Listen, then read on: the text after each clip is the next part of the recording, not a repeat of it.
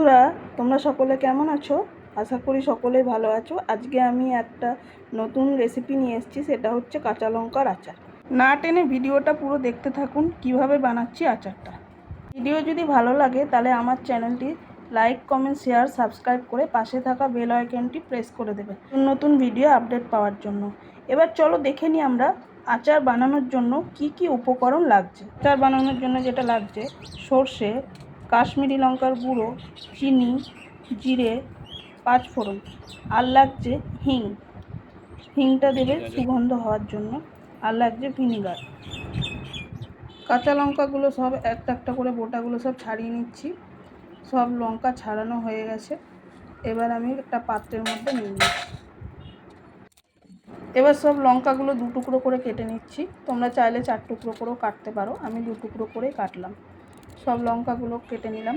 কিছু কিছু লঙ্কা কাটা হয়েছে, কিছু কিছু ভেঙে নিচ্ছি, কারণ কাটতে গিয়ে আমার হাতে একটু লেগে গেছিলো। এবার 1/2 কাপ মতো ভিনিগার নিয়ে নিচ্ছি। ভিনিগারটা আমি লঙ্কাতে মিশিয়ে দেবো, দিয়ে কিছুক্ষণ রেখে দেবো যাতে লঙ্কাটা নরম হয়। আর ভিনিগার দিলে আচারের মধ্যে টক ভাবটা আসবে, আর অনেক দিন পর্যন্ত আচারটা থাকবে।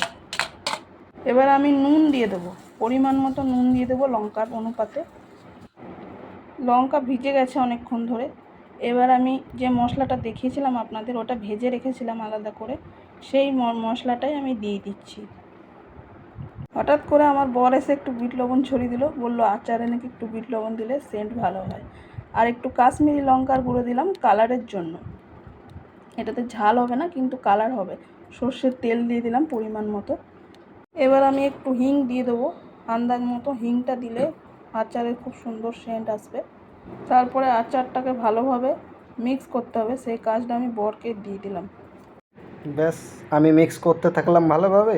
মিক্স করার পর একটা পাত্র নিয়ে এলাম, পাত্রের মধ্যে রাখতে বললো, সেটা আমি ভালোভাবে এবার পাত্রটাকে পুছে ওটার মধ্যে রেখে দিলাম। তো বন্ধুরা, আপনারাও বানাবেন যেভাবে এটা বানানো হলো, চটপটা কাঁচা লঙ্কার আচার। কমেন্টে বলবেন খেয়ে কেমন লেগেছিল বানিয়ে পরে। তো ধন্যবাদ সঙ্গে থাকার জন্য।